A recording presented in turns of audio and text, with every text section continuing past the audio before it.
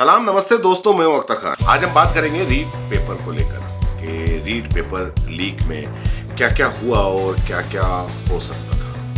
राजस्थान सरकार ने पूरा मैन पावर झोंक दिया, लेकिन फिर भी कहीं ना कहीं ऐसा लगता है कि राजस्थान सरकार फेल हो गई। और कहीं ऐसा तो नहीं कि 23 लाख छात्रों के भविष्य के साथ में कहीं खिलवाड़ हुआ। आखिर कौन इसका जिम्मेदार, इसका मास्टरमाइंड कौन? राजस्थान में प्रदेश की सबसे बड़ी परीक्षा राजस्थान टीचर एलिजिबिलिटी टेस्ट यानी कि रीट 2021, ये इसमें 23 लाख से ज्यादा अभ्यर्थियों ने परीक्षा दी और पेपर लीक और नकल न हो इसके लिए सरकार ने पूरा मैन पावर झोंक दिया।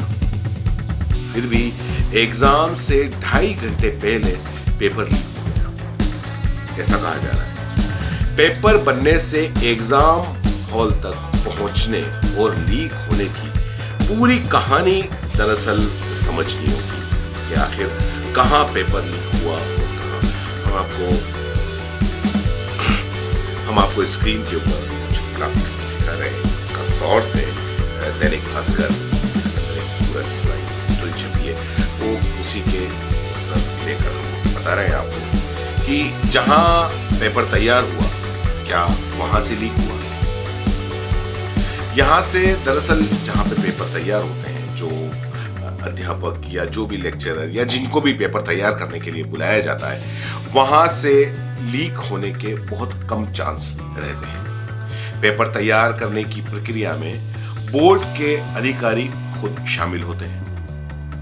बोर्ड अलग अलग एक्सपर्ट से 3-4 पेपर के सेट तैयार करवाता है। अलग अलग एक्सपर्ट की टीम बैठी रहती है, वो टीम 3-4 पेपर अलग अलग सेट करती है। किसी को नहीं पता होता है कि कौन कैसे पेपर सेट कर रहा है, और उसके बाद में ये बंद लिफाफे में पेपर रखा जाता है और बोर्ड की कमेटी 3-4 पेपर सेट में रैंडम किसी में से एक पेपर को सेलेक्ट करती है और उसके बाद में पेपर प्रिंट होने के लिए ये इसकी पेपर सेलेक्ट होने की प्रक्रिया है, जहां से माना जाता है कि पेपर लीक होने के चांस कम। अब पेपर जहां पर प्रिंट होता है वहां लीक होने के चांस है, तो ये कहा जा सकता है कि चांस है, लेकिन फिर भी यहां पर 20 या 30% ही आशंका होती है कि ये पेपर लीक हो, क्योंकि यहां से पेपर आउट होने के बहुत कम चांस होते हैं। 20-30% की आशंका होती है,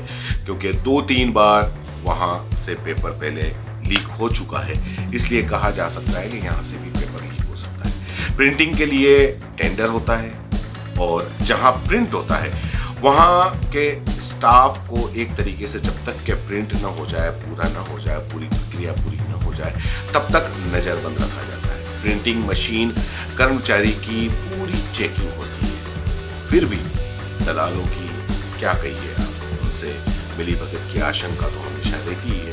और एक पेपर सेट की प्रिंटिंग जब होती है तो वो लिफाफे में बिल्कुल सील होकर ये बोर्ड को पहुंचा दिया जाता है। अब प्रिंटिंग के बाद पेपर कहाँ रखा जाता है? स्ट्रॉन्ग रूम में। प्रिंटिंग के बाद जो स्ट्रॉन्ग रूम में वहां गुंजाइश बिल्कुल न के बराबर होती है कि यहां से पेपर लीक हो।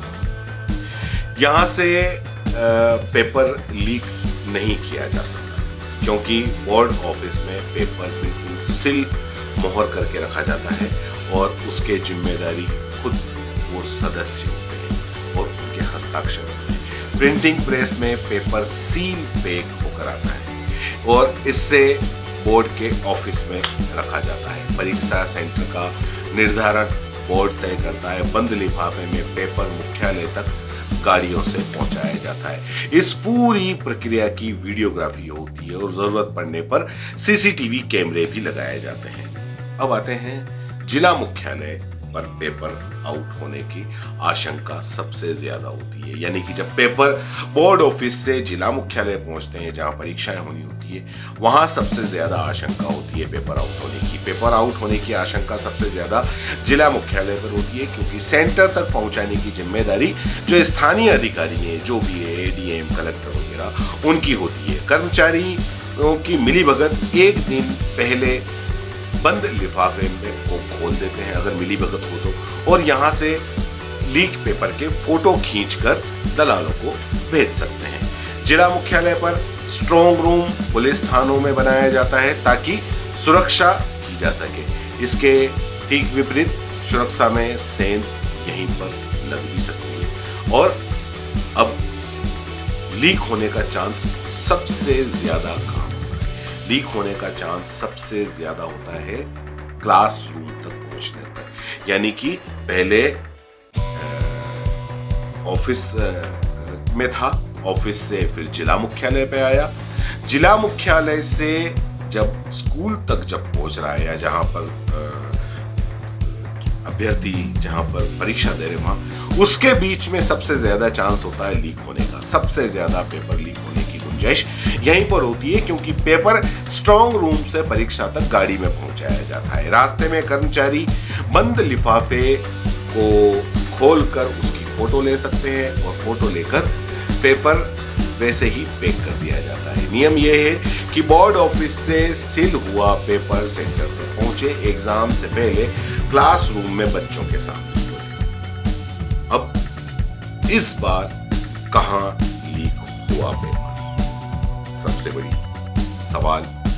तो दरअसल इस बार परीक्षा के एक दिन पहले जयपुर से पेपर लीक होने नेटबंदी की लीक हुआ एक दिन पहले, ऐसा कहा जा रहा है। और नेटबंदी की वजह से ये ज्यादा वायरल नहीं हो सका। ये पेपर या तो स्ट्रॉन्ग रूम से लीक हुआ या फिर पेपर लाने के दौरान आशंका ये भी है कि वहां पर जो ट्रोला पलटा था वहां पर पेपर लीक हुआ ये बात, तो यहां हो सकता है पेपर लीक। अब इस पेपर लीक का मास्टरमाइंड कौन है और ये पेपर आगे कैसे बढ़ा, इस बारे में भी आपको समझ लेना होगा।